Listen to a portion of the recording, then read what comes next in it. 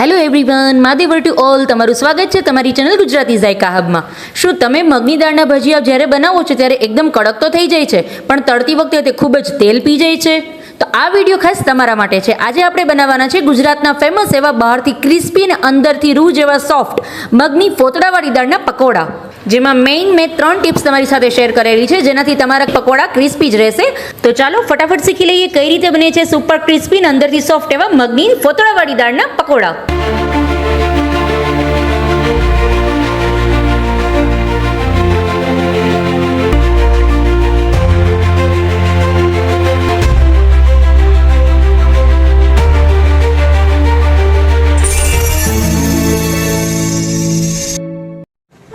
હવે મગની દાળના પકોડા બનાવવા માટે પહેલા મેં આ રીતે 2 કલાક માટે ગરમ પાણીમાં મગની દાળને પલાળીને રાખેલી છે. મારી મગની દાળ છે એ એકદમ સરસ ફોતળાવાળી દાળનું હું યુઝ કરું છું, એકદમ સરસ પલળીને રેડી છે.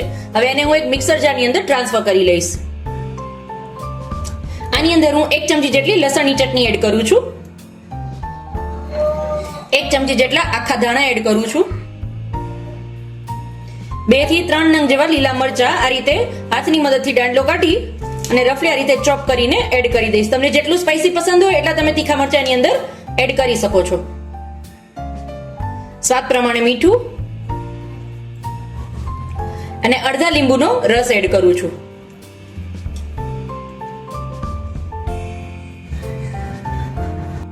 અને આની આપણે એકદમ સ્મૂથ પેસ્ટ બનાવી લઈશું. જો જરૂર પડે તો જ આની અંદર પાણી એડ કરશું, નહીં તો પાણી વગર જ આપણે એની સ્મૂથ પેસ્ટ બનાવી લઈશું.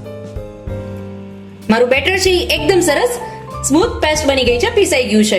આમાં મેં આની અંદર 3 ચમચી જેટલું પાણી એડ કરેલું છે અને આ રીતની પેસ્ટ મારી બનાવીને મેં રેડી કરી લીધી છે.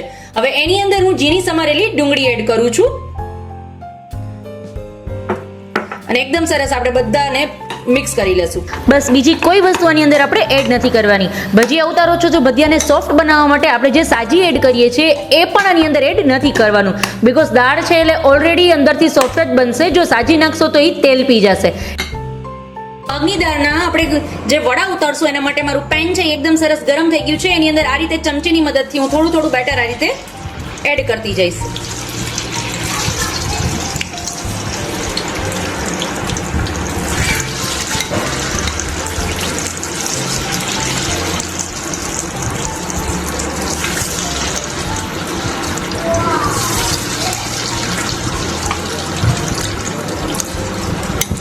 બેટરની અંદર આપણે સાજી પણ નથી નાખવાના, તો પણ એ એકદમ સોફ્ટ થશે, બીકોઝ આપણે દાળનો યુઝ કરીએ છીએ એટલે દાળ છે એ ઓલરેડી એને એકદમ અંદરથી સોફ્ટ બનાવશે અને ઉપરથી ક્રિસ્પી પણ. તો આ સિઝનમાં ચોમાસાની આ ઠંડી સિઝનમાં વરસાદ પડતો હોય અને કોઈ આ રીતે મગની દાળના પકોડા આપણે દઈએ તો ખૂબ જ મજા પડી જાય. હવે એ પકોડા તમે પણ ઇઝીલી ઘરે બનાવી શકશો. અને આ મગની દાળના પકોડાની સાથે મેં તમારા માટે જે માર્કેટમાં મળે છે સેમ એ જ સ્ટાઇલથી ફુલવડા અને ડુંગળીના કડકડિયા બંને ભજીયાની રેસીપી મારી ચેનલમાં તમારી સાથે શેર કરેલી છે. તો એ પણ જો મન થાય તો સાથે મિક્સ ભજીયા તરીકે એ પણ તમે એડ કરી શકો છો. અને અલટ પલટ કરીને એકદમ સરસ પકોડાને પહેલા આપણે તળી લેશું. હવે તળતી વખતે છે ને ફ્લેમ હાઈ નથી રાખવાનો, મીડિયમ ફ્લેમ પર આપણે એને ફ્રાય કરશું, એટલા માટે એ એકદમ સરસ ચડી જાય.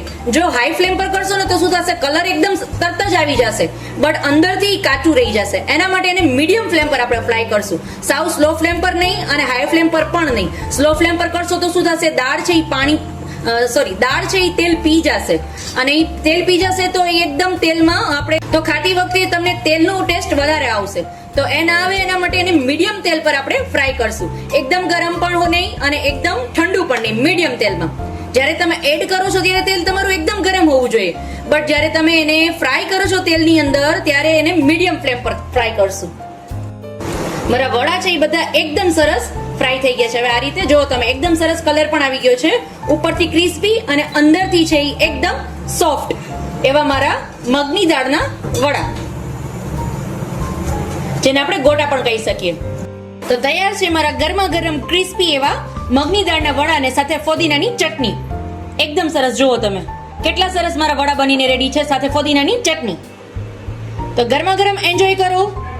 ફરી મળીશું આવી જ રીતે એક અવનવી રેસીપી સાથે. ત્યાં સુધી આવજો ફ્રેન્ડ્સ. માદેવર to all.